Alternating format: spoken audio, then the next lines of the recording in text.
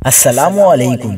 Cricketer Yasir Shah پر لڑکی کو ہراساں کرنے، زیادتی میں معاونت کا الزام، یاسر شاہ کے دوست کے خلاف مقدمہ درج۔ کیا آپ حالات حاضرہ سے آگاہی حاصل کرنا چاہتے ہیں؟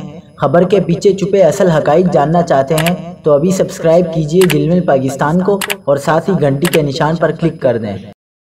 آپ کو بتاتے چلیں کہ قومی ٹیسٹ کرکٹر یاسر شاہ کے خلاف 14 سالہ لڑکی کو ہراساں کرنے اور زیادتی میں معاونت کے الزام پر مقدمہ درج کر لیا گیا۔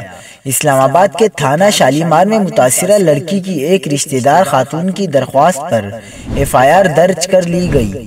متاثرہ لڑکی کی خالہ کی جانب سے درج کرائی گئی FIR کے متن کے مطابق 1 جون 2021 کو یاسر شاہ کی دعوت پر بانجی فرح کے ساتھ لاہور گئی۔ کرکٹر کے دوست فرحان نے موبائل نمبر لے کر دوستی بڑھائی۔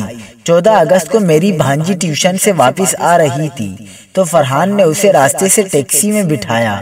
فرحان اسے نجی فلیٹ میں لے گیا اور گن پوائنٹ پر زیادتی کی اور ویڈیو بنا لی۔